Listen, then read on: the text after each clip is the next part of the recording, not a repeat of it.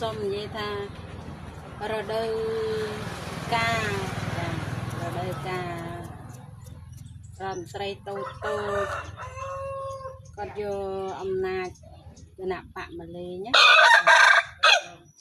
ដល់ថ្ងៃបើកូនចៅអញ្ចឹងវាអត់មានលុយទេហើយដល់ថ្ងៃកូនចៅបើកលុយអញ្ចឹងវាក៏មិនសូវមានលុយដែរហើយរដូវកាលហ្នឹងរដូវកាលលួចលួចគោអ្នកស្រុកអ្នកភូមិដែលគាត់ទៅឃ្វាគោជួនកាលក៏បាត់ក្មេងមួយចំនួនតែទៅឃ្វាគោតាមតំបន់ព្រៃយកគោទៅឃ្វាហ្នឹងហើយសូមបងប្អូនប្រុងប្រយ័ត្នផងព្រោះរដូវកាលហ្នឹងរដូវកាលបាត់ក្មេងឬក៏លួចគោចាវាចិត្តចូលកម្មវិធីជប់លៀងកូនចៅកម្មវិធីបើប្រាក់ខែមួយឆ្នាំឲ្យកូនចៅតែណាខាងរដ្ឋមន្ត្រីតូចគាត់អានអំណាចគណៈបកចឹងហើយសូមបងប្អូនប្រជាពលរដ្ឋតាមតំបន់នានាសូមប្រុងប្រយ័ត្ននៅសត្វពាហនៈជាងការអាចចូល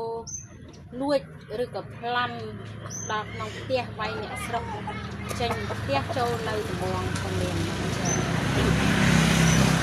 ចឹងហើយសូមបងប្អូនប្រុងប្រយ័ត្ននៅក្មេងៗមែនទែនមិនថាចាស់ឬក្មេងទេ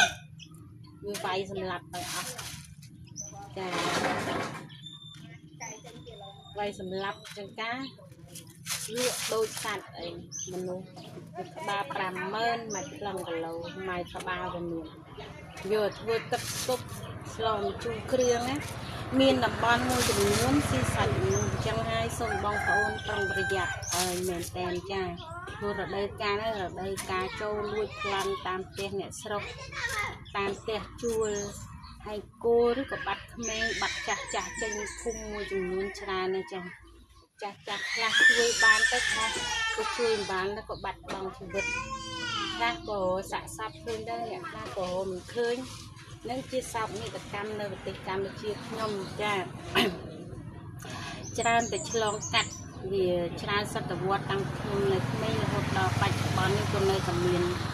ការសោកនាដកម្មការកាត់សម្លាប់ស៊ីសាច់មនុស្សចា